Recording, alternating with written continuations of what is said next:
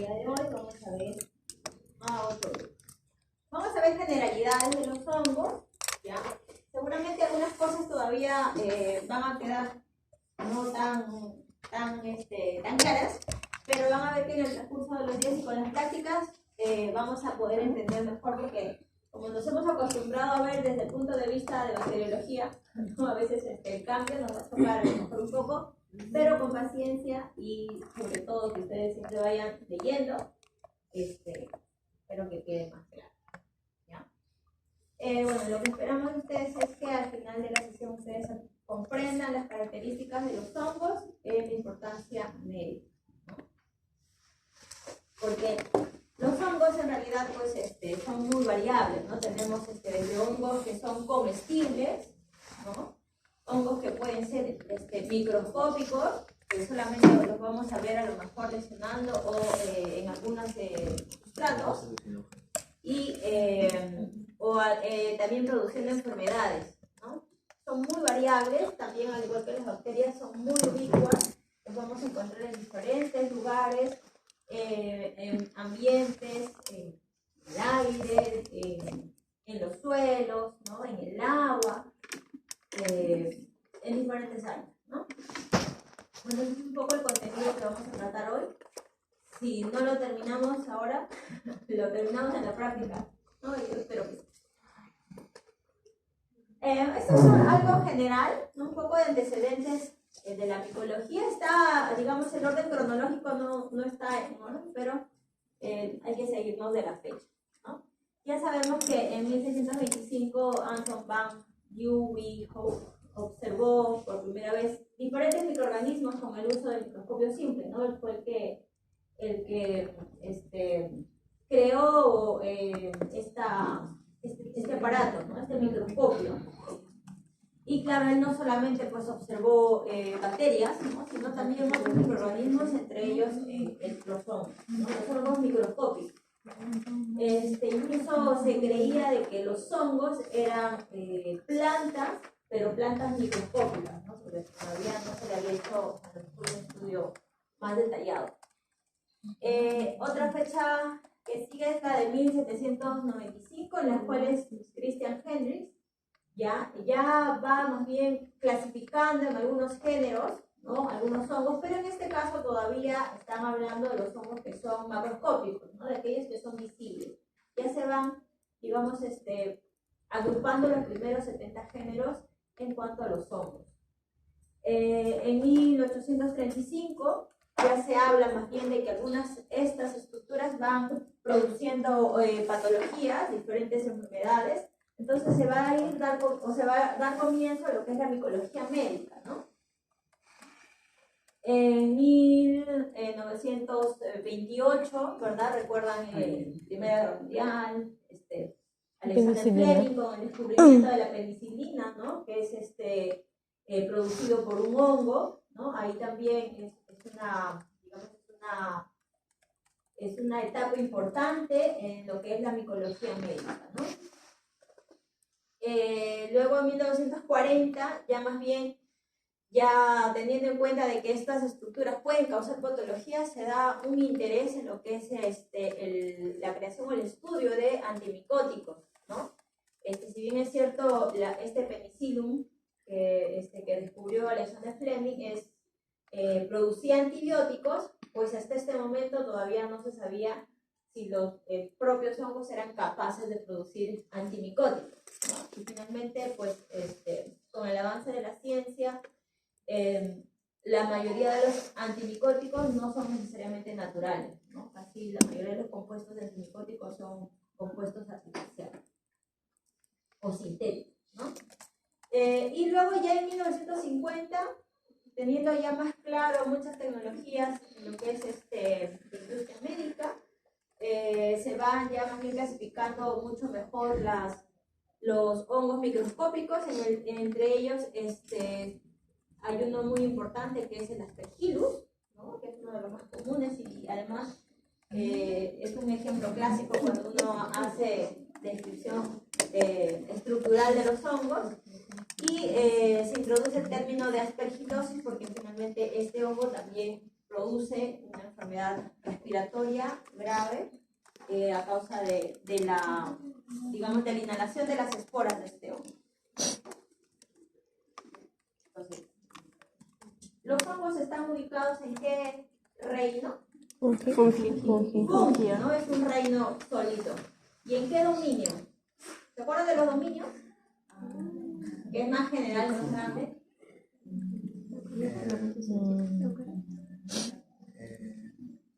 ¿Cuáles son los dominios? Plantae. No, esos son reinos. Eucaria, reino Eucaria. Procaria. No. No. Eucarioto. ¿Cuáles son los dominios? Son tres. Arquea Arqueae. y bacterias, ¿no? Bacterias. Esos son los tres dominios. Y los hongos, el reino fungi, ¿en qué dominio está ubicado? Arquea. Arcae. No, dominios. Si hemos dicho que son tres dominios, Eucaria, ¿no? Eucaria, bacteria y arquea. Arquea y bacteria casi son los mismos. Son organismos protistas, ¿no? No protistas, no. Son procariotas. Y todo Eucaria, todos los integrantes del dominio Eucaria van a ser más bien eucariotas, ¿no? Por su nombre también de ahí, Eucaria. Dentro de este dominio vamos a encontrar al reino fungi, al reino animalia, el reino plantae, ¿no? También acá van a estar las de las algas. Entonces si están dentro del mismo dominio, eso quiere decir que tanto las plantas, los animales y los hongos van a tener, digamos, células de tipo eucariotas, ¿no? A diferencia del grupo que hemos visto hasta la unidad pasada, hasta el módulo pasado, que son bacterias que van a ser organismos procariotas, ¿no? De células procariotas. ¿Y cuál es la diferencia entre una célula procariota y una eucariota? ¿Cuál es la diferencia básica entre ambas? El núcleo. La presencia del núcleo, ¿no? ¿Estos tienen núcleo o no? Sí. Estos sí van a tener núcleo, ¿no? Estos sí van a tener núcleo. Y a diferencia del otro, entre el núcleo y otras vacuolas, ¿no? Importantes o parecidas a los que tendrían las plantas o los animales, ¿no? Las células animales. Dentro de las generalidades de este reino, ¿no? Es el reino fungi, llamados comúnmente como hongos, según Lynn Margulis, el hongo es un organismo eucariota, ¿no? La gran mayoría porque no todos van a ser aeróbicos, ¿no? Aeróbicos estrictos. Eso va a depender mucho del tipo de hongo que sea. Los hongos son seres bastante particulares. En cuanto a su nutrición, vamos a ver que los hongos son de tipo heterótrofos, ¿no? ¿Qué quiere decir que sean heterótrofos? Que no producen su propio alimento, ¿no? Ellos tienen que alimentarse de otro sustrato. Entre ellos, también se les conoce como que son organismos quimio-organotrófos. O sea, ¿qué tipo de sustratos estos consumen para su nutrición o para su metabolismo? Algunos elementos químicos y básicamente moléculas orgánicas, ¿no? Moléculas orgánicas. No van a ser como las plantas, es decir, no van a hacer proceso fotosintético, ¿no? Las plantas pueden ser autótrofas, pero estos no, ¿no? Entonces, por lo tanto, no hacen fotosíntesis. Por ahí es una también de las cuestiones en cuanto a en el momento de su clasificación que sale del reino de las plantas, ¿no? Porque estos no hacen fotosíntesis. Y lo que sí vamos a ver que todos van a formar esporas. ¿No se acuerdan las esporas? En bacterias, ¿qué grupos formaban esporas? Antes de la enfermedad.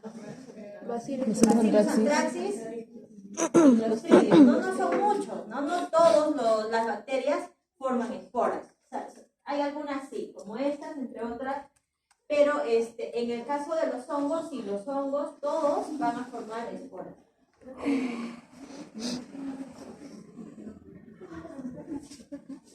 Su cabello. Ya tienen que entrar, chicos, al laboratorio cambiados, ¿ya? Porque si no, nos regañan.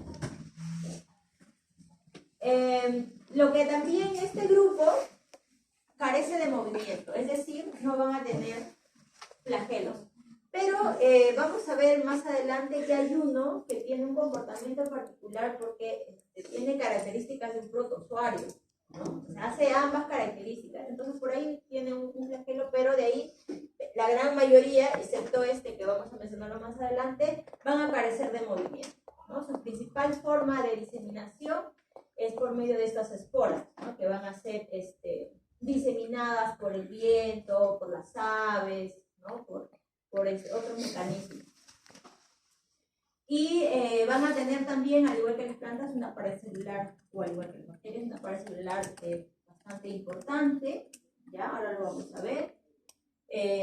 Ellos absorben alimentos por una digestión enzimática externa, es decir, liberan sus enzimas para degradar estos compuestos orgánicos y se van a alimentar por absorción, ¿no? Dicho sea de paso que estos son organismos que degradan la mayor o la gran cantidad de materia orgánica, ¿no? Son los principales degradadores de materia orgánica, ya sea si un animal se muere o del suelo, ¿no? Entonces, para eso también a veces son usados para degradar estos suelos, descomponen las moléculas y, por ejemplo, las plantas las pueden usar para su nutrición, ¿no? Son los principales descomponedores. Les decía que estos van a ser principalmente formadores de esporas, todos, ¿no? Vamos a ver que tenemos dos grupos importantes de hongos. Unos que van a ser unicelulares, ¿ya? Hay hongos que van a ser unicelulares, son las llamadas levaduras. Y vamos a ver hongos que también van a ser pluricelulares. Los que son pluricelulares también son llamados hongos filamentosos, ¿no? Y estos hongos levaduriformes, unicelulares, suelen formar colonias, estos filamentosos también, pero las colonias son algo distintas, ¿no? En el caso de las colonias de los hongos filamentosos, vamos a ver que son colonias grandes, ¿no? Colonias que incluso pueden tener una pigmentación oscura, se ven como ramificaciones, ¿no? Algodonosas o pulvirulentas. En el caso de las colonias de las levaduras, de los unicelulares, van a ser colonias muy parecidas a las colonias que hemos visto en bacterias, ¿no? Son redondeadas, pero son colonias que tienen una coloración más mate, son más mucosas, ¿no? Más densas que una colonia de bacterias. Nos vamos a poder diferenciar muy bien cuando hagamos la práctica. Si nos ofrecen algunas colonias de levadura, vamos a ver la diferencia, ¿no? Entre una colonia de bacterias, que suelen ser un poco más disueltas en una página. Necesitan una temperatura y principalmente humedad para tener un buen crecimiento.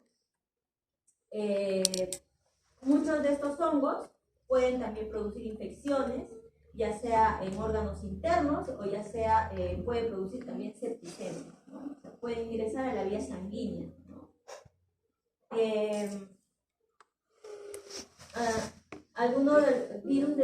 El virus del hongo puede atacar también, o entre otras cosas, no solo a los animales, ¿no? Personas, cultivos, ¿no? Les decía, como son tan ubicuas, pueden atacar otros tipos de sustratos. Tienen dos tipos de reproducción sexual y asexual, ¿no? El otro día me preguntaron, ¿cómo tiene una reproducción sexual el hongo? Tiene su reproducción sexual. Pero vamos a conversar.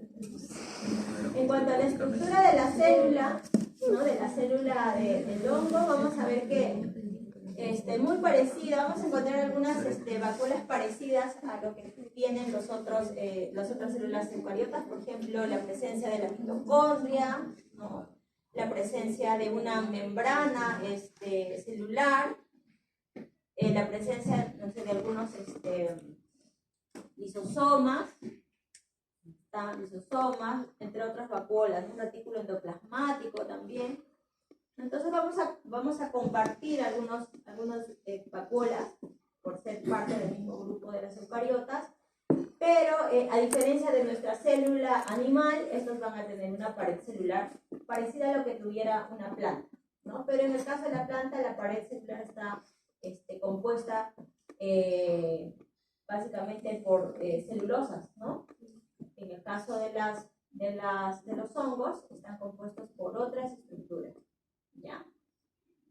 Acá vamos a ver un segmento de lo que vendría a ser una pared celular, ¿no? Un pedacito. Y lo que vamos a ver en la parte más superficial son las glicoproteínas, ¿no? Que son estas glicoproteínas las encargadas de activar el sistema inmune en caso fueran agentes patológicos, ¿no? Vamos a ver que tiene una gran matriz y luego vamos a también ver una estructura de polisacáridos que está compuesto por dos estructuras. Los glucanos y esto que dice acá, los quitosanos, son también compuestos de quitina, ¿ya? Muy parecidos a los compuestos de quitina que tienen los artrópodos. ¿No se acuerdan del exoesqueleto de los artrópodos? Estaba compuesto por quitina, ¿ya? Es muy parecido el material que tiene también la pared de los hongos. Y en la parte de la membrana, de la membrana celular, también está formada por una capa bilipídica, pero en este caso por ergosterol, ¿no? Una célula animal, ¿de qué está compuesto la membrana bilipídica? De colesterol, ¿no? Ahí también otra diferencia, ¿no? Es un tipo de lípido también. Es un tipo de lípido el ergosterol. Y en este caso el ergosterol compone la pared celular, no, la membrana celular de los hongos, ¿no? De la célula. Las funciones de la pared celular, básicamente protección, darle forma, esta forma rígida que tendrían algunos hongos, la replicación y también la de presentar componentes antigénicos, ¿no? Como las glicoproteínas.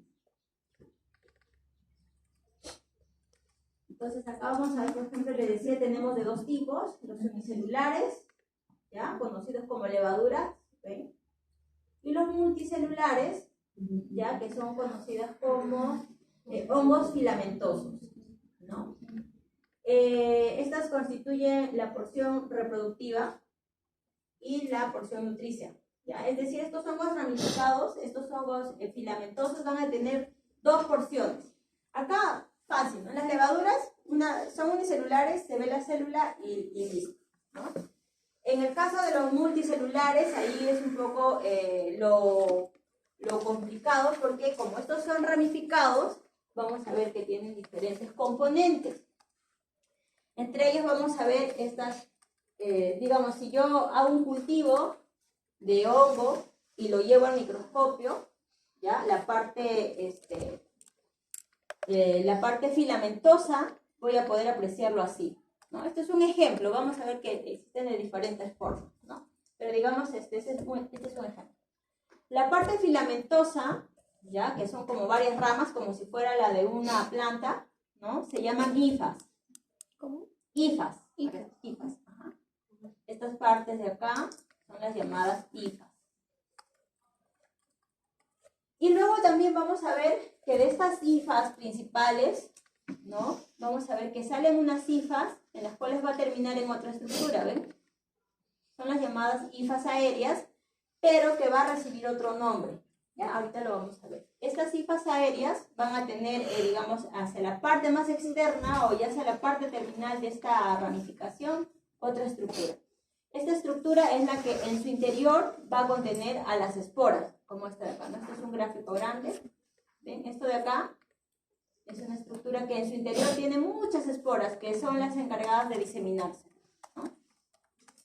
Entonces, esta estructura que tiene las esporas en su interior se llama conidio, ¿ya? Hay de diferentes tipos. Para poder identificar al hongo de forma macroscópica, yo tengo que recordar la forma que tiene. Cada hongo va a tener forma diferente de su conidio, ¿no? Es decir, de esta estructura que en su interior contiene a las esporas, ¿ya? Ahora, como ven acá, en este caso, en esta imagen, ¿no? Vamos a ver que estas ramas principales son las hifas. Ya acá vemos una hifa aérea y acá va a dar inicio a la conidia, ¿no? Un conidio. En el interior de este gráfico van a estar las esporas, ¿ya? Ahora, la rama que sostiene al conidio, ¿no? Le llaman conidióforo, ¿ya? Esta ramita que va a dar sostén al conidio le llaman conidióforo, ¿ya? Dentro de las conidias también vamos a ver algunas estructuras. Por ejemplo, vamos acá. Vamos a ver lo que dice acá las fiálides. Las fiálides vienen a ser estas estructuras de acá, las que van a dar inicio a la formación de las esporas. ¿Ven? No sé si acá se ve, pero es solamente, como esta es una foto real, no se ve tan bonita como se ve ahí, ¿no? No se ve tan claro. Pero digamos, la base del inicio de la formación de las esporas dentro del conidio se llama fiálide. ¿Ya? Entonces tenemos a todo esto, conidias, y en su interior con esporas, la base del inicio de la formación de las esporas, fiálide, a esta hifa aérea que está sosteniendo al conidio, se llama conidióforo, y el resto de hifas, solo hifas, bueno, son hifas, ¿no? Nada más. Lo que sí vamos a poder apreciar también hay diferentes formas de hifas, ¿ya? Hay hifas que van a tener segmentos entre ellas, ¿ya? Y esas hifas que tienen segmentos entre ellas son hifas septadas, por eso acá dice septas, porque como este es un ejemplo de hifa septada, acá vamos a ver una que divide la otra, una que divide la otra, ¿no? Esas son las hifas septadas. ¿Qué era fiálide? La fiálide es el inicio de la formación de las esporas dentro del conidio. ¿Ya? Esto lo vamos a identificar mucho mejor en la práctica si es que en nuestros cultivos que hemos dejado la semana pasada ya creció algo, ya vamos a ir viendo estas estructuras, ¿no? Y con el microscopio tenemos que ir identificando qué vemos. Hifas, conidióforos, conidios, esporas. ¿Tienes septas por lo que dijo que hay segmento entre ellas? Recuerden que estos son los multicelulares, ¿no? Ahora, en este caso, los organismos multicelulares, los que tienen septas, quiere decir un espacio septado, un tramo septado es una célula, ¿no? Pero vamos a ver algunos casos que no tienen septas, pero lo que sí van a tener son diferentes núcleos, una gran cantidad de núcleos, ¿no? Entonces son por eso que también son multicelulares. O sea, pues cada septa es como cada... Es un núcleo, una célula, que en su interior tiene un núcleo, ¿no? Luego también vamos a usar el término de micelio. Micelio viene a ser ya, digamos, la estructura visible del hongo, ¿no? A todo el hongo se le llama micelio, ¿no? La estructura visible. Dentro de ellos hemos visto que tenemos el micelio que se llama hifa, ¿no? La parte ramificada. Ya vamos a ver dos componentes. El micelio vegetativo se le llama micelio vegetativo a las hifas estas ramificadas, a estas principales, ¿ya? Que son básicamente las que se van a encargar de la resistencia del hongo, de la nutrición del hongo, ¿no? Del sostén y de la diseminación, ¿no? Al crecimiento de estas hifas pues se van a ir diseminando en el medio en el que estén. Y luego tenemos otro micelio, que es el llamado micelio de fructificación, que se llama de fructificación porque en su interior van a tener la fase reproductiva del hongo, ¿no? Las esporas, ¿ya? Entonces el micelio de fructificación vienen a ser básicamente los conidios, ¿no? Los conidios que tienen en su interior las esporas, cuyas funciones van a dar origen al micelio vegetativo, ¿no? Porque a partir de una de estas se van a formar nuevos hongos. Tiene la función de reproducción. Cada espora tiene por ahí sus componentes genéticos para reproducirse. Y la liberación de los conidios, ¿no? De las esporas.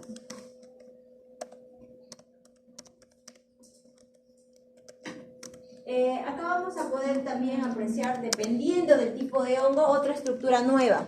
Ya hemos hablado de las tiálides, del conidióforo, del conidio, ¿verdad? De las hifas. Acá vamos a ver otra estructura nueva que viene a ser esta parte central, que no todos los hongos lo van a tener, ¿no? En este caso, en el caso específico de Aspergillus, vamos a ver que tiene esta parte central que va a dar como base para las piálides, ¿no? Estas vienen a ser las piálides, y a esta se le llama vesícula.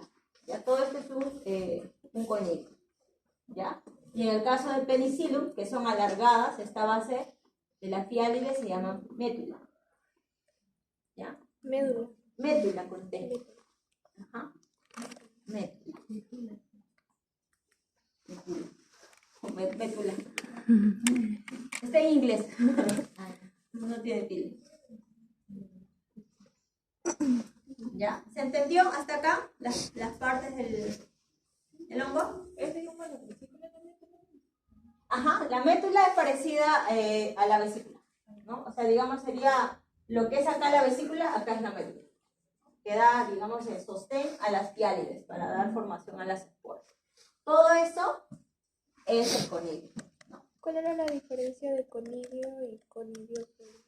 El conidio viene a ser toda esta parte que tiene en su interior o da origen a las esporas. Todo esto es un conidio. Y el conidióforo es la hifa que va a dar sostén al conidio. ¿Ya?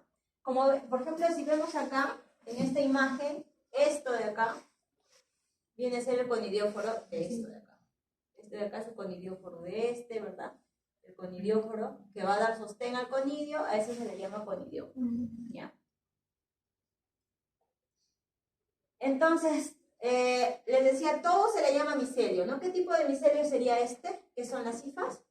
¿De fructificación o vegetativo? Vegetativo. El vegetativo, ¿no? El que le va a dar le va a proporcionar nutrientes, sostén, etc. Y les decía, dentro de estas hifas vamos a encontrar hifas que son septadas, las cuales va a ser una célula entre ellas, ¿no? Va a tener división, pero también vamos a ver algunas que no son septadas, a las cuales se les denomina cenocíticas. ¿Ya? Pero sí, como son organismos multicelulares, lo que sí vamos a encontrar en el interior de estas hifas es una gran cantidad de núcleos, ¿no? Ahora, hasta acá hemos conversado de los, básicamente de los hongos microscópicos, ¿no? Solo los vemos cuando los cultivamos, ¿ya? O los llevamos al microscopio, ¿no? Ahora vamos a este tipo de hongo de acá, son los hongos visibles, ¿no? Casi hablamos nosotros un poco de estos hongos, porque, bueno, sí pueden producir algunas especies, algunas intoxicaciones en los animales si es que lo comen, pero tiene mayor importancia, mayor relevancia en lo que es medicina humana, ¿no? Estos hongos, pues, son de fácil visibilización, son grandes, son también llamados setas, ¿no? También recibe ese nombre, y también está compuesto por dos zonas. La zona del sombrero, ¿ya? Que vendría a ser el micelio reproductivo, porque en el interior de este sombrero y en la base vamos a encontrar estas especies de filamentos que contienen en su interior a las esporas.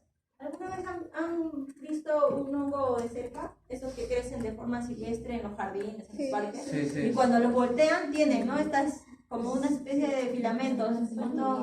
Dentro de esos filamentos lo que vamos a encontrar son las esporas, ¿ya?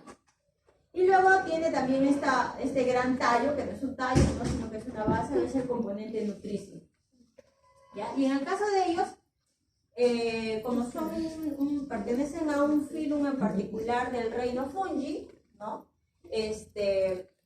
Un poco cambia el nombre, ¿no? A esta zona de acá se le llama basidiocarpo, ¿no? Donde vamos a encontrar en el interior a las esporas, y las esporas de estos hongos van a recibir el nombre de basidiosporas, ¿no? Y estas son pues las que se diseminan a través del aire. En este grupo vamos a encontrar más bien algunas comestibles y algunas que son venenosas, ¿no? Visques TV. También. También como en el WhatsApp. También. Falta la M. ¿No? Ah, con eso yo lo pongo TV, ¿no? Igual se entiende. Entonces la próxima voy a poner TV. Ya. Dentro de los hongos más conocidos, el Aspergillus, que es muy bonito cuando lo vemos en el microscopio, pero peligroso también. Otro que también es conocido es el Saccharomyces, ¿no? El Saccharomyces sp, ¿no? Hay algunos que son para la producción de ciertos productos como la cerveza, como los panes, ¿no? Como las pizzas. Estas levaduras que usamos para la producción de masas, ¿no? Son también son hongos, ¿no? Hongos levaduriformes. Otra conocida es la Candida albicans, ¿no? Que es un hongo levaduriforme, pero tiene también a veces algo engañoso, ¿no? Suele formar estas ramificaciones parecidas a las hifas, pero no son hifas reales, ¿ya? Entonces, en Cándida, a estas prolongaciones se le llama pseudohifas. Lo vamos a ver. Son raras las Cándidas, todos son raros. En cuanto a la reproducción, vamos a ver que los hongos se clasifican en tres, ¿no? Los hongos anamorfos, que tienen una reproducción asexual, ¿ya? Los hongos llamados teleomorfos, que tienen reproducción sexual, y los hongos holomorfos, que tienen una reproducción tanto asexual como sexual, ¿no? Hay hongos que tienen ambos tipos de reproducción en su sitio, ¿no? Miren, esta imagen de acá es un hongo de pie de atleta. ¿Así se ve en el microscopio MIS o es otro tipo de microscopio? No, estos son fotografías electrónicas. Bastante bonitas. De piedra. Este sí es una tinción, este sí podemos verlo en nuestro microscopio. Extinción especial. ¿Qué tinción es, Miss? Esta debe ser un azul de metileno Está verde. o un azul de lactofenol o no parece caguache, parece un azul de algo. Lo que pasa es que, o sea, la tinción de los azules fijan muy bien a los hongos porque los hongos suelen ser organismos que no tienen coloración, algunos. Pero hay algunos que sí, como por ejemplo el Aspergillus. El Aspergillus, cuando crece, vamos a ver que sus colonias van a ser verdosas.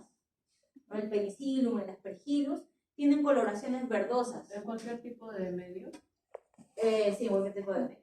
¿No? Y estas coloraciones verdosas quiere decir que estos hongos tienen un colorante, tienen un pigmento parecido a la melanina. Entonces, cuando yo los tiño de los azules, ¿no? Como tienen sus pigmentos, no se van a ver azul, como si se verían en otros hongos. En otros hongos sí los vamos a ver bien azul, porque no tienen pigmento. Miren cómo casi se ve azul. Ya. En cuanto a la fase de reproducción asexual, también vamos a ver que existen tres formas de reproducción asexual, ¿no? Uno es por su crecimiento y diseminación de las hifas filamentosas, ¿ya? Ese es un tipo de reproducción asexual, en los cuales no vamos a ver que haya un intercambio de material genético, simplemente es como una extensión de las hifas, ¿ya? Ese tipo de reproducción asexual. Luego vamos a ver la reproducción asexual de las esporas. La gran mayoría de las esporas se reproducen de forma asexual. Todas las esporas tienen una reproducción asexual. Porque recuerden que la reproducción asexual es una reproducción bastante eficiente, ¿no? Se forman rápidamente las células cuando hay una reproducción de tipo asexual. La mayoría de los organismos que son altamente prolíficos tienen reproducción asexual, ¿no? Otro tipo de reproducción asexual es por división simple, parecido a lo que sucede en una gemación, ¿no? Una célula hija va a ser más pequeña de una célula inicial, ¿no? Se le dice célula madre, pero en realidad no es madre, ¿no? Porque es reproducción asexual.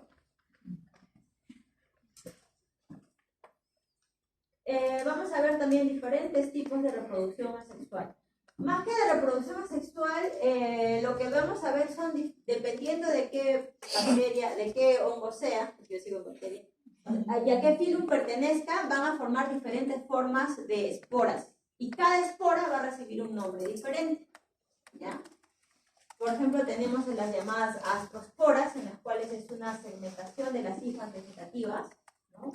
Dando inicio a nuevas esporas, tienen esa capacidad también algunos de ellos. Uno por gemación de las esporas, ¿ya? Por germinación, perdón, y otras por gemación. Estas son algunas estructuras, es un gráfico nada más de algunas estructuras de diferentes formas de esporas. ¿Sí? El que hemos estado viendo en el ejemplo clásico de las que tienen su vesícula, ¿no? Con sus filiales y sus esporas. Otros van a tener su médula, ¿no? Otros directamente van a formar, directamente de la hifa van a salir las esporas, ¿no? No van a formar como tal un coniglio tan grande. Otros van a tener en su interior, van a formar como si fuera una especie de ¿han visto esas esos globos que tienen en su interior otros globos para dar las sorpresas y eso parecido? ¿No? En su interior hay un montón de esporas, sin necesidad de tener vesículas o médulas. Estos van a ser algunos ejemplos, más que aprendernos en este momento los nombres, quiero que vean las imágenes. ¿Ya? Porque de acuerdo a lo que encontramos en el laboratorio, nosotros le vamos a tratar de poner el nombre. ¿Ya? Si yo veo una imagen parecida a esta, estaría tratándose de un tipo de reproducción asexual en las cuales es a cargo de las llamadas astrosporas, ¿no? Es bastante evidente cuando se ven este tipo de esporas, así como si se estuviera desmembrando una hifa, ¿no? Una hifa y se estuvieran partiendo. Ya estas esporas desmembradas de una hifa se le llaman astrosporas, ¿ya? Por fragmentación de las hifas. Por ejemplo, en el caso de los hongos dermatofitos. Otro tipo de esporas son las llamadas blastosporas.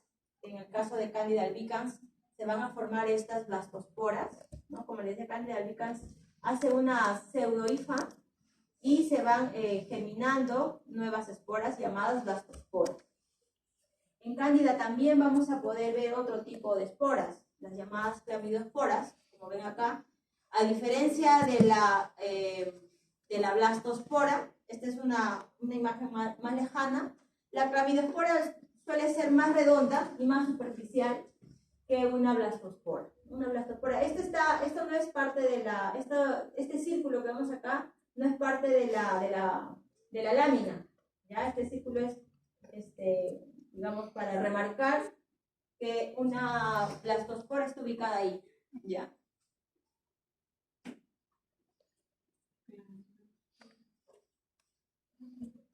En el caso de las macroconidias, ¿ya? En este caso también es un tipo de espora, pero en su interior vamos a observar esporas bastante grandes, ¿sí?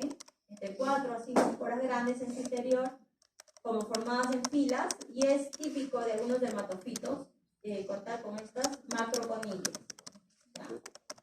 Hay otras que son las microconidias, como ven acá, que son pequeñitas, pero como ven en esta imagen, no solamente vemos estas chiquitas, sino también vemos las grandes, ¿no? Están acompañadas de las macroconidias, ¿sí?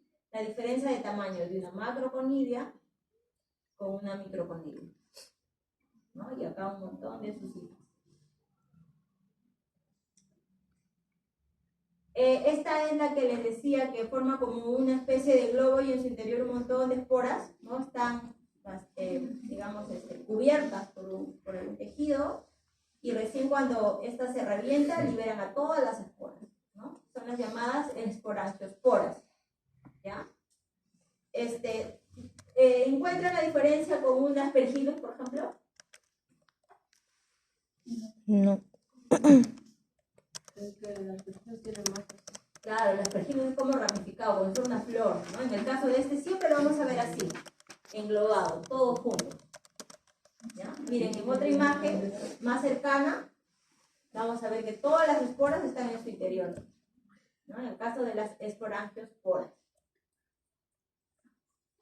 Acá, esta es una fotografía cercana de la zona micelar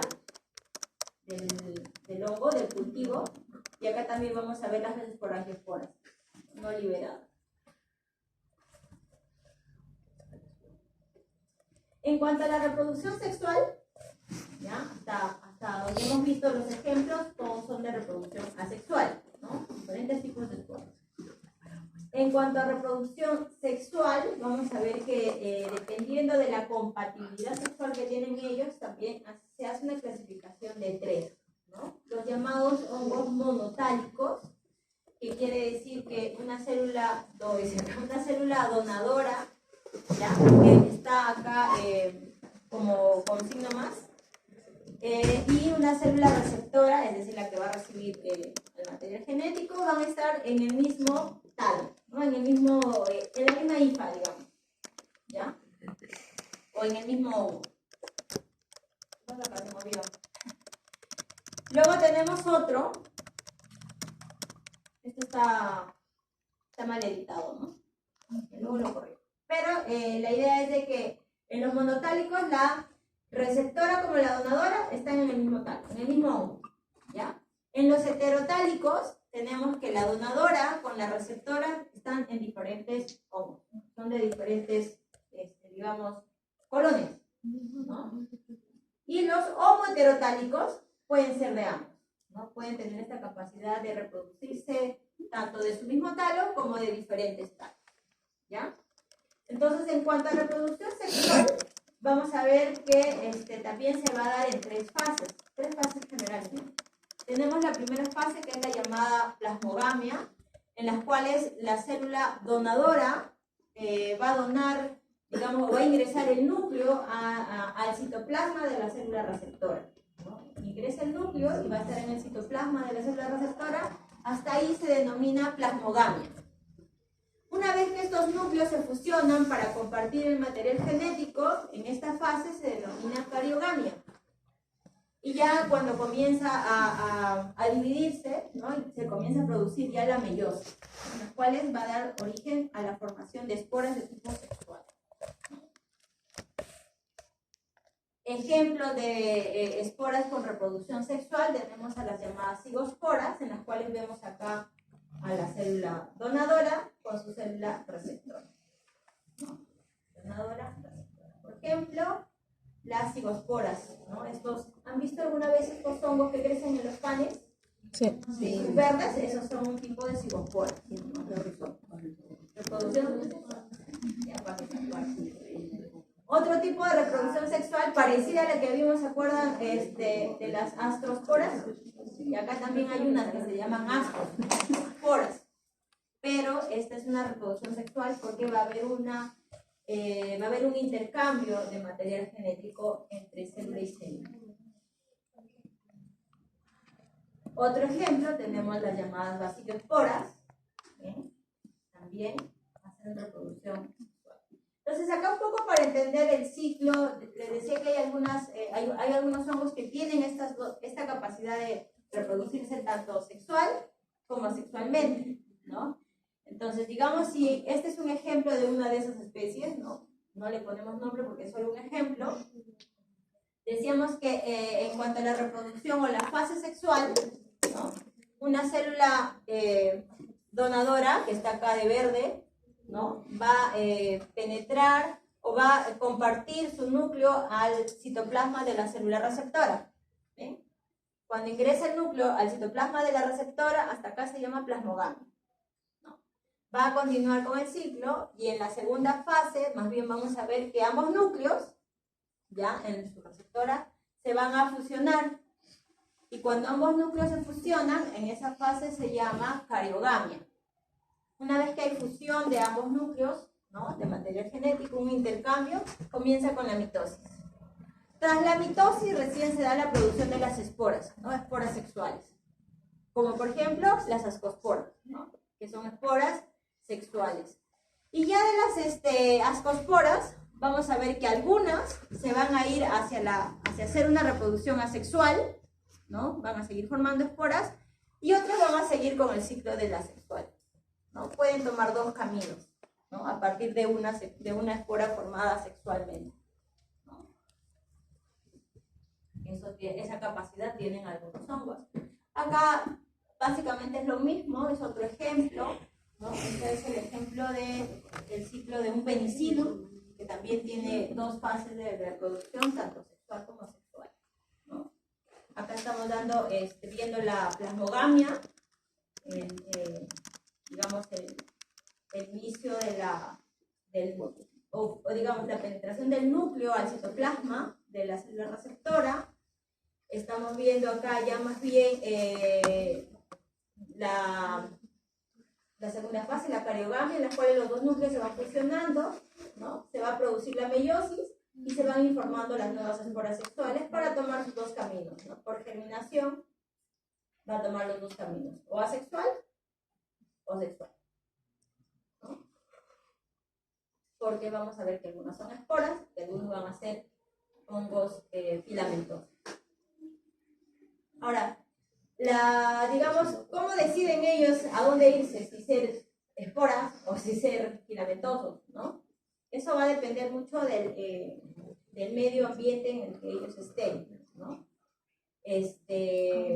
Porque en ambas fases va a necesitar de diferentes requerimientos, ¿ya?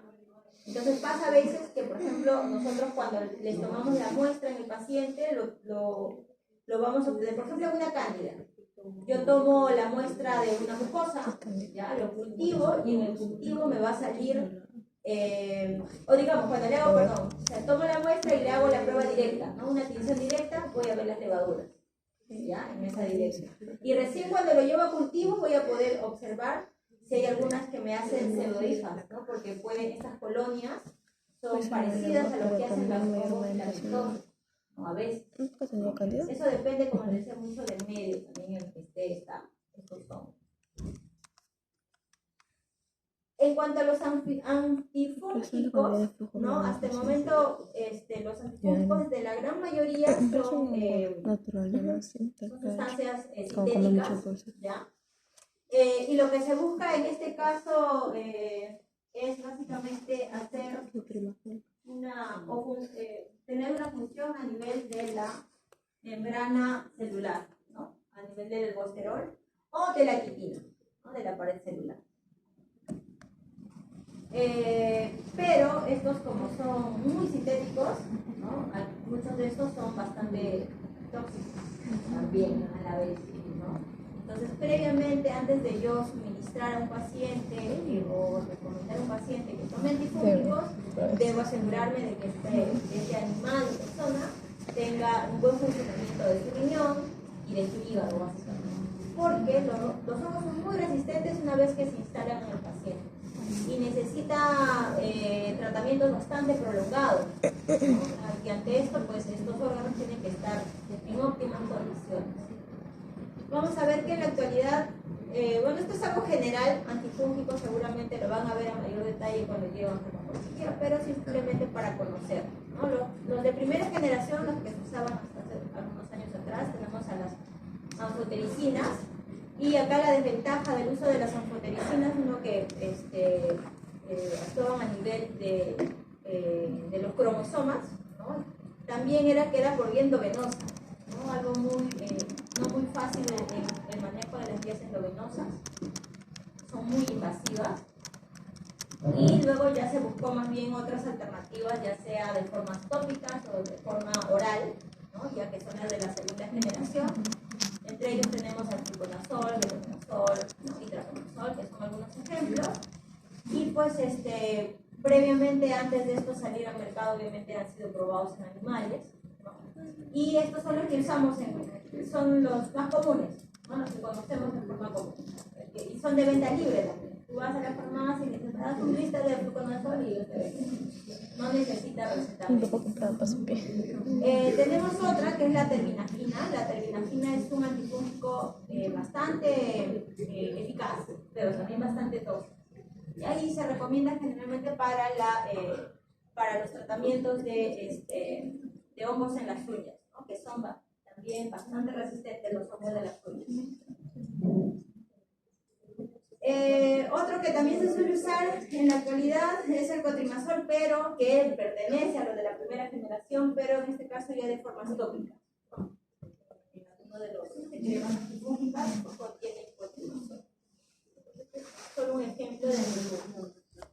Pero acá más que nada para mostrarles a qué nivel del hongo funcionan estos antifúngicos, ¿no? Entonces funcionan a nivel de van a inhibir la síntesis del ergosterol o la síntesis de su componente luminoso de su pared celular.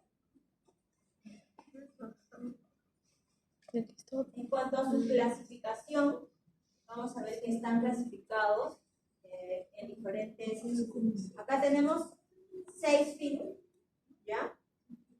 Son más o menos en la actualidad unos 400 especies que son de interés clínico, pero digamos este dato de las 400 especies de interés clínico es sacado de un libro de micología médica y de micología médica humana. Por ahí deben haber algunas especies más incluidas en de micología veterinaria. Es más, esto que vemos acá, las divisiones de los hongos en este cuadro también es de un libro de micología médica, en las cuales ellos consideran los más importantes a estos 4, que son los filum, ¿ya? Pero en medicina veterinaria vamos a incluir a uno más, que es el Chytridiomycota, ¿no? Que es un grupo de hongos que afecta generalmente a los anfibios, ¿ya? Entonces acá vamos a ver, acá tenemos 6, los cigomicotas, los bueno, acá están con micetos, pero también pueden ser micotas, ¿ya? Sino que esto está en inglés y esto está en español. Cigomicetos, lo vamos a leer mejor en español. Ascomicetos, los basidiomicetos, ¿ya? Los llamados deuteromicetos u hongos imperfectos, los itridiomicetos, que son estos de acá, y los glomerulomicetos, ¿ya? Los más saltantes son para medicina, cigomicetos, ascomicetos, basidiomicetos y estos, ¿no? Los deuteromicetos, y nosotros le vamos a incluir a uno más. Estos glomerulomicetos generalmente son de mayor importancia en lo que es hacia el área agropecuaria incluye animales, ¿no? Sería agronómica, ¿ya? Los agrónomos, todos los que ven plantas, ellos generalmente también ven estos hongos, ¿no? La agropecuaria es plantas de animales. Entrando a los itridiomicetos, ya me salió mejor, ya vamos a ver que tenemos a dos géneros principalmente, ya, los alomeses y a otro que son los llamados Batracoquitrium, ¿ya? Está en latín, entonces en latín la CH se lee como K, Batracoquitrium. Claro, en español sería leído como Batracoquitrium. Mejor en latín. Batracoquitrium. ¿Ya? Y bueno, acá lo más, o sea, dentro de este filum, no porque este es el filum, estos dos géneros de importancia, el más importante para nosotros sería este, ¿no? El Batracoquitrium, que este es el que afecta generalmente a los anfibios. Miren este anfibio con la piel ya prácticamente descamada, es por la afectación de este hongo. A las personas Se ha visto casos que también han sido afectados por itridiomicetos, principalmente personas en las cuales su sistema inmune ha estado afectado. Oportunistas. La gran mayoría de los hongos son oportunistas, ¿no? Los hongos en general son organismos oportunistas. Solo que el problema de los hongos es que una vez que se instalan, son muy resistentes. ¿Y cuál es el del pie? El del pie. El del pie es más resistente todavía. Bien rebelde. Los dedos. ¿Cómo saben? Uno, porque las condiciones en las que tenemos siempre el pie cubierto, en alta humedad, puede ser un medio para que esto crezca. Y otro es como la familia. no, es el género. Alomeses. Este no, es el filum. Itridiomicetos es el filum. Es un género. Filum, y estos son los géneros. ¿Cuál es este, profe? La forma reproductiva o las esporas que van a formar este género se llaman zoosporas. Son flagelados, ¿no? son de los pocos que tienen movimiento, es uno de ellos. Hay otro, ¿ya? Pero este también, no solo sus esporas. Llamadas zoosporas, tienen la apariencia de un protozoario, pero no lo es. ¿Ya? Se considera de que son uno de los más antiguos en la naturaleza, a lo mejor por algunos estudios en su ADN, no se ha determinado que es muy antiguo su presencia en la Tierra, ¿no? Tiene una forma de crecimiento que se van a adosar a las pieles mucosas, principalmente de anfibios, ¿no? Y como les decía, también se ha visto en casos de humanos, pero principalmente en personas y de ahí que hayan estado en contacto, obviamente, con animales, ¿no? Básicamente por todos. En el caso de los films y gomicetos, también vamos a ver dos géneros, ¿no? Uno de ellos es muy conocido, el Rhizopus, que es el hongo de pan, ¿ya? Y tenemos otro que es el Cephalitozoa. Los Rhizopus también son peligrosos, ¿no? Podrían causar cuadros respiratorios si algún paciente es sensible, ¿verdad? Puede tener algún tipo de hipersensibilidad ante estos hongos, ¿no? Entonces puede causarle cuadros respiratorios, pero no necesariamente en estos casos, sino, como les decía, la inmunidad juega un rol muy importante en la presentación de micosis. Y el otro género, que también es de importancia médica, son los encefalozoos, que generalmente colonizan, refieren al sistema nervioso, ¿no? Porque ahí el nombre. Las esporas que van a formar este grupo son las llamadas cigosporas, ¿ya? Entonces recuerden que cada grupo tiene su forma de espora, ¿no? Y hemos visto algunos tipos de esporas, ¿ya? Por ahí hay que ir buscando cuál es la figurita que tiene la cigospora, ¿no? Para recordar. Otras cigosporas que les decía que tienen un comportamiento protozoario, pero en realidad es un hongo, es los microsporias, ¿no? Los microporidios. Seguramente han escuchado también. Son organismos que tienen en su interior unas características enzimáticas y metabólicas como un protozoario, pero en cuanto a lo que es su reproducción, ¿no? O sus características básicas son como un hongo.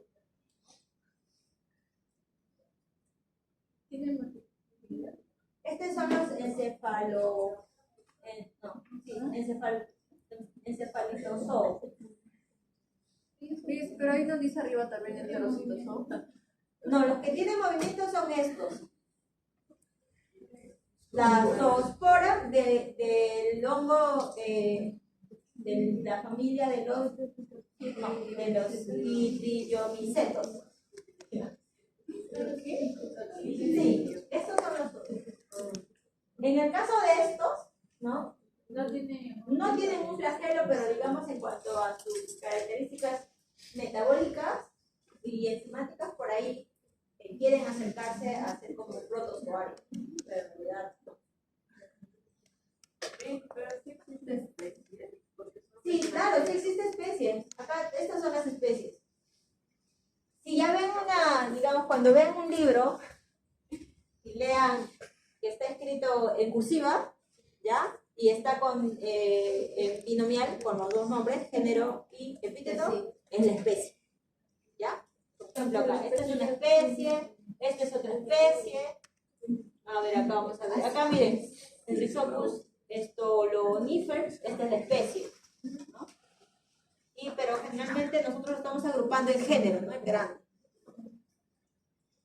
En cuanto a los basidiomycetos, estos son más bien los que son los visibles. Algunos de estos basidiomycetos son comestibles, algunos son tóxicos, son venenosos. En estos tenemos a los agaricus, que van a ser los comestibles, los champiñones pertenecen al género agaricus, y las amanitas, que son los venenosos, ¿no? Estos algunos de estos son usados para las fiestas, las fiestas, ¿no? Porque tienen alcaloides y hay personas que se drogan con estas.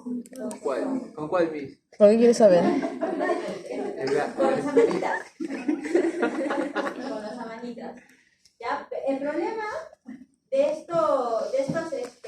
estos estos alcaloides es que son muy tóxicos, ¿no? Entonces, el paciente no solamente lo va a tener que el uso es continuo, ¿ya? Le va de todas maneras dejar muchas secuelas de tipo nervioso, sobre todo, porque son muy tóxicos, muy dañinos.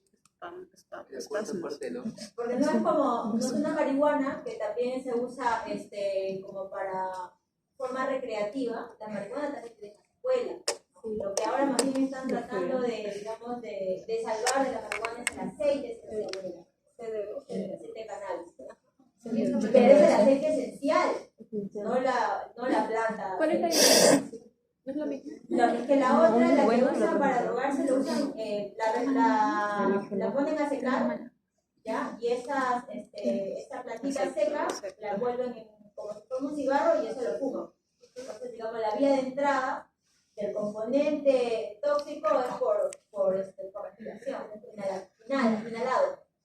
En cambio, el aceite esencial es parte como de su savia de la planta. No es diferente. Ya eso tiene una aplicación de forma tópica, incluso se lo toman, ¿no?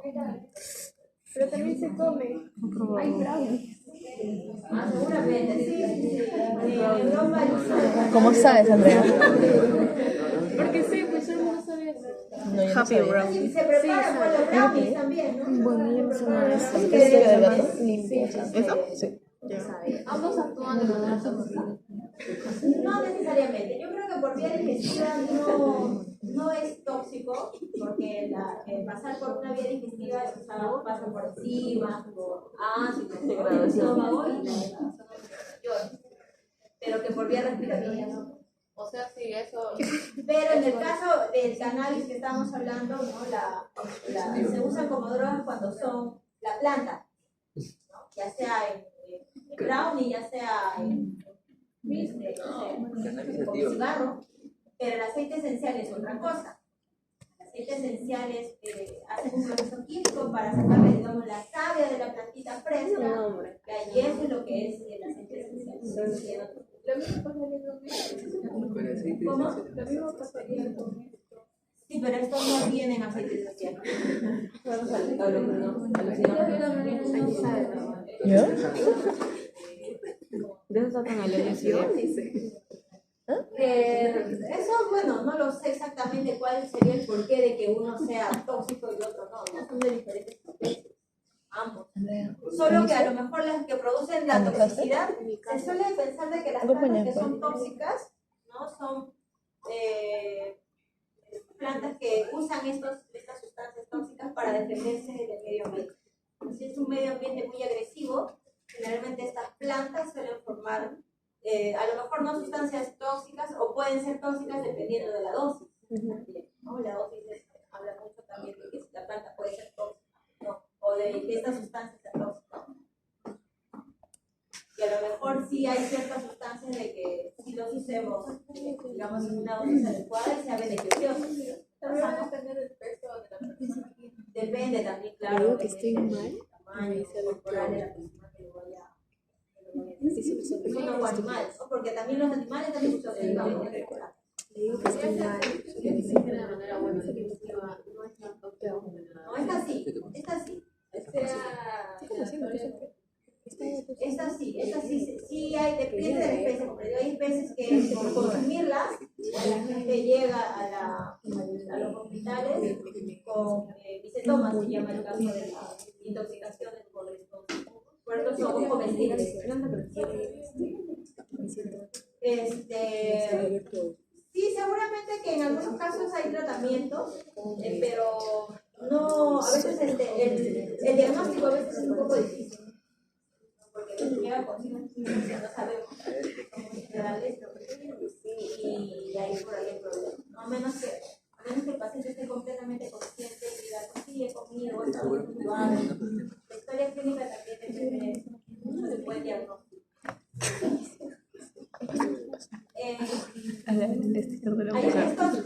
Estos son los que van a tener las esporas, ¿no? Que van a hacer su espora de reproducción, su elemento de reproducción, pero el elemento de reproducción asexual. Otro filum, que son los ascomicetos, vamos a encontrar a los que conocemos, o los que usamos, que son las levaduras, ¿no? Las candidiasis, o lo que usamos también en la industria alimenticia. Dices, también tenemos otras, las llamadas, las del género Neurospora, que causan lesiones a nivel del sistema nervioso, ¿no? Que son peligrosas también. Ahora, la Candida albicans es un agente que es bueno cuando está es parte de nuestra microbiota, lo vamos a tener en la piel, en nuestras mucosas, normal, ¿ya?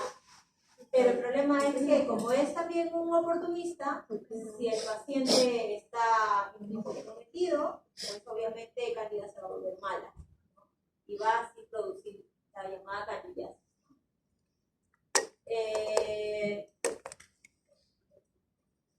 Mira, tenemos a las llamadas Neurospora crasa, que es una especie de las patógenas, ¿no?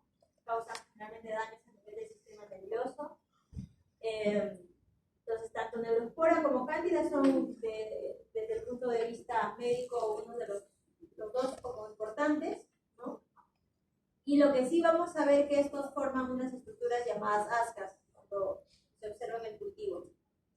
Entonces, por ahí en Cándida el cultivo es como la de un hongo, perdón, como la de una bacteria, tiene una colonia redonda, con bordes firmes, pero en el caso de Neurospora, miren, ¿no? Entonces estas líneas se les denomina ascas, ¿no?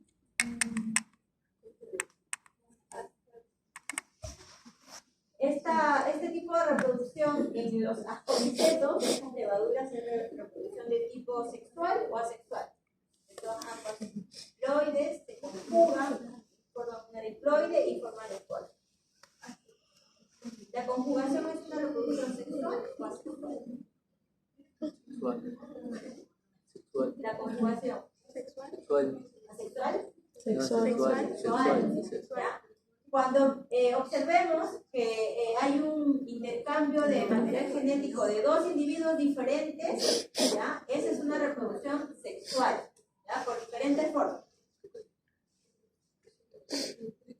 Los glomerulomicetos, les decía que son de mayor importancia en el ámbito agropecuario, el agronómico, ¿no? Porque estas están más relacionadas a las plantas, ¿no? Como son degradadores de componentes orgánicos, estas van a simplificar muchos de los sustratos para el mejor uso de las plantas, ¿no? De los suelos. Entonces se usan siempre en simbiosis con algunos cultivos el uso de estos hongos. Deben ser algunos también, no creo que todos lleguen a ser usados en estos ámbitos. Este es un resumen de lo que hemos estado viendo de los diferentes filum: cigomicetos, ascomicetos, basidiomicetos y los deuteromicetos. Estos no los hemos visto, ¿ya? Pero es parte también del grupo de las que produce patologías, ¿no? En los cigomicetos, la forma reproductiva de los cigomicetos es la cigospora, ¿ya? Es decir, su espora se llama cigospora. En un cultivo van a formar mohos, es decir, van a formar hongos filamentosos, ¿no? Incluso en el pan también se forman los hongos filamentosos, ¿no? Como por ejemplo el rizoma. En los ascomicetos, la espora se llama ascospora. En los ascomicetos vamos a ver que pueden haber mohos, es decir, hongos filamentosos, o también pueden formar levaduras, como el caso de Saccharomyces o como en el caso de Cándida. Un Cándida que también pertenece a este filum también hace mohos con sus pseudohifas y también hace levaduras. Los basidiomicetos tienen como estructura reproductiva, o su espora se denomina ascosporas, ¿ya? Estos son los que son los visibles, ¿no? Los hongos que forman son de tipo setas, los macroscópicos, ¿ya? Por ejemplo los agaricus, son los comestibles, o los amanitas, que son los tóxicos. Y tenemos a otro grupo que son los deuteromicetos, que no van a formar estructuras reproductivas de forma individual, es decir, no van a formar una espora solita, sino van a formar como una agrupación de estructura reproductiva llamada macroconidia, ¿se acuerdan? ¿ya? Por eso acá dice ausente, pero más bien forman una macroconidia. Y el tipo de hongo básicamente de este grupo son microscópicos, ¿no? No van a formar hongos, no hacen hongos filamentosos. Como por ejemplo el tricofito. O sea, mi semestre ausente sería más que Sería claro, una macroconidia. Macro o microconidia. ¿por qué?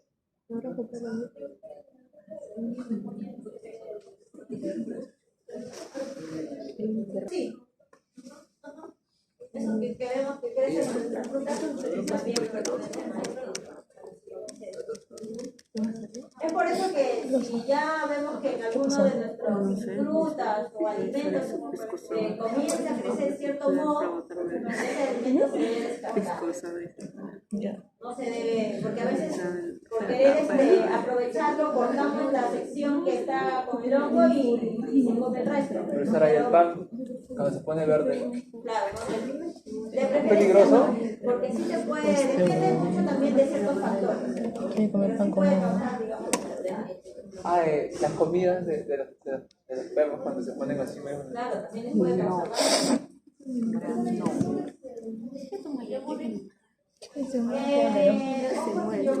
Sí, no, en hongos también hay yogures. Pero eso sí, estos deben ser de los ascomicetos. Son levaduras. Sí, hay hongos para Eso es más sano. Por fermentación. Es por fermentación bacteriana. No sé qué bacterias. Pero Personas mayores hacen esto con los tienen que cerrar y dejar en medio de la algunos son pasables, pero que Son mareados. no, yo se le pongo. La última.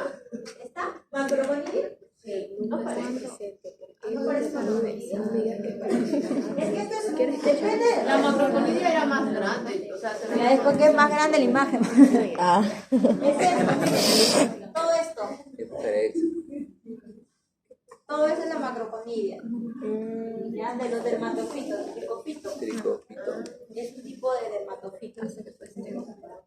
Tenemos a microsporios también.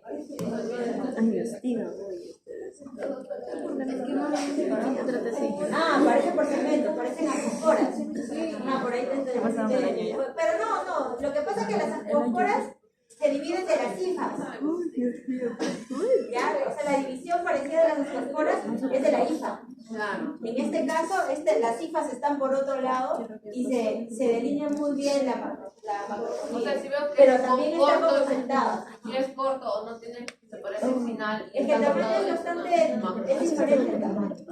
Cuando lo vemos en el microscopio, si encontramos, ojalá, vamos a ver que sí son de tamaño diferente. Bueno, esto también como resumen un poco para entender que entre los hongos, algunos los vamos a tener o vamos a hacer una interacción normal, ¿no? Como cándida, si nuestro estado inmune o todo está ok en nosotros, vamos a estar normales, pero también puede pasar de que de forma anormal, por diferentes factores, ¿no? Vamos a tener un animal enfermo o una persona enferma, ¿no?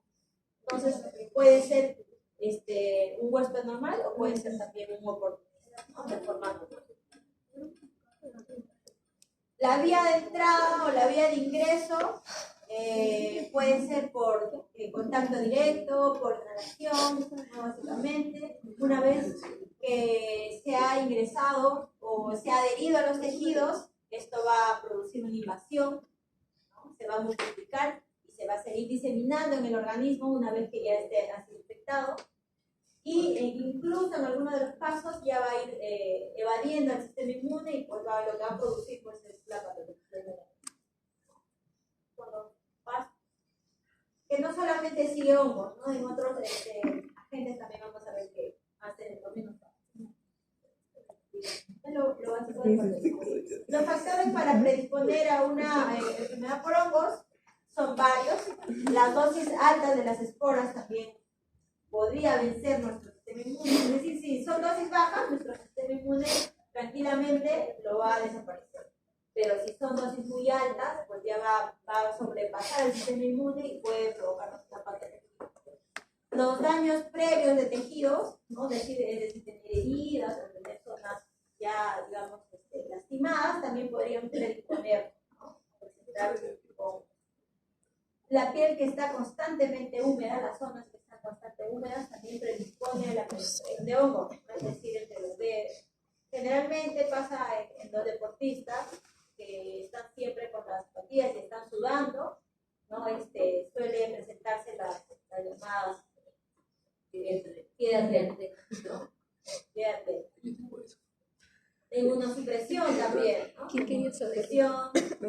Las terapias prolongadas con antibióticos también hacen que se elimine la microflora que nos pueda apoyar en esta inmunidad, ¿no? Y también nos podría predisponer a la presentación de defectos inmunológicos, ya sean congénitos, ¿no? Condiciones neoplásicas también nos pueden predisponer, ¿no? Ya de por sí un paciente neoplásico en tratamiento ya estamos bastante comprometidos. La edad y la raza también es otra predisposición en el caso de los animales, ¿no? En caninos, ¿cuáles son las razas que más se predisponen o podrían predisponerse? ¿no? Estos animales que tienen la piel bastante laxa suelen a veces ser los más predisponentes a tener hongo, porque entre los pliegues hay alta humedad, como sucede en el pie de la naturaleza. O las malas nutriciones. En cuanto a los mecanismos involucrados en la enfermedad, van a recibir también diferentes nombres. Si un hongo solo hace su invasión de los tejidos, ya se denomina micosis, ¿no? Cualquier enfermedad que está solamente invadiendo los tejidos se llama micosis. Si la enfermedad se produce por las toxinas que produce el hongo, se denomina micotoxicosis, ¿ya? Y esto también se puede ver por una disminución de hipersensibilidad. Si hay una hipersensibilidad, puede provocar que esto que se produzca micosis. Pero no tiene un nombre exacto. No. Es como una alergia. ¿No? Si alguien está predispuesto por ser hipersensible, pues puede provocar eso. También hay otro que es la que es por el consumo de estos hongos comestibles tóxicos. Se le llama micetomas, ¿ya? Micetomas. La intoxicación de hongos raros se llama micetomas, ¿ya? En este caso, la clasificación de las enfermedades micóticas, según la lesión, ¿no? Vamos a ver que tenemos micosis superficiales, solamente que ha habido una lesión a nivel del epidermis o las mucosas, pero bastante superficiales.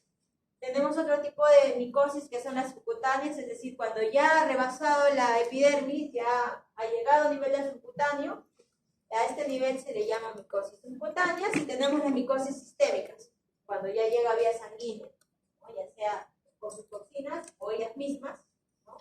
A esto se le llama micosis sistémica. Dentro de las micosis superficiales, por ejemplo, se podrían producir por dermatofitos. Los dermatofitos son un grupo de hongos que solamente producen lesiones a nivel superficial, ¿ya? Es un grupo de hongos. Se le llama dermatofitos porque solamente hacen lesiones en la piel.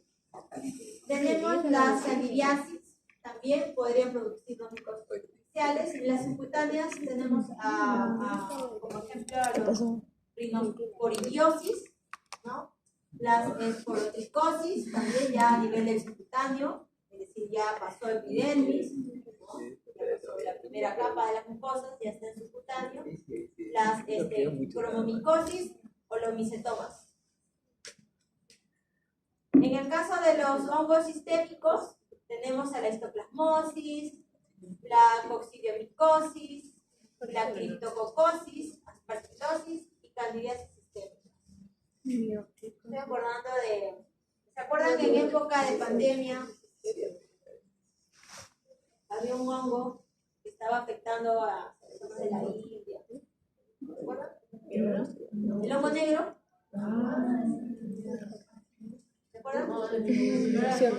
Viruela del mono también se presentó en una pandemia.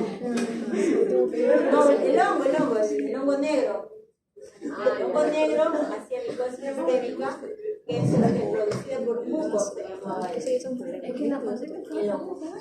Pregunta, chicos. ¿Por qué uno no puede pensar como que tenga como una resistencia a los químicos? ¿Cómo? No a veces llaman con una resistencia a los químicos, como por ejemplo las bacterias resistentes a los antibióticos. Así hacen resistencia también. Sí pueden producir resistencia, ¿no? Si hay un tratamiento prolongado, como en el caso de las bacterias, ¿ya? Tratamientos no completos, predisposición del paciente, también puede producir una resistencia a los antibióticos. Por eso hay de varias generaciones, ¿no? Tiene que ir, digamos, aumentando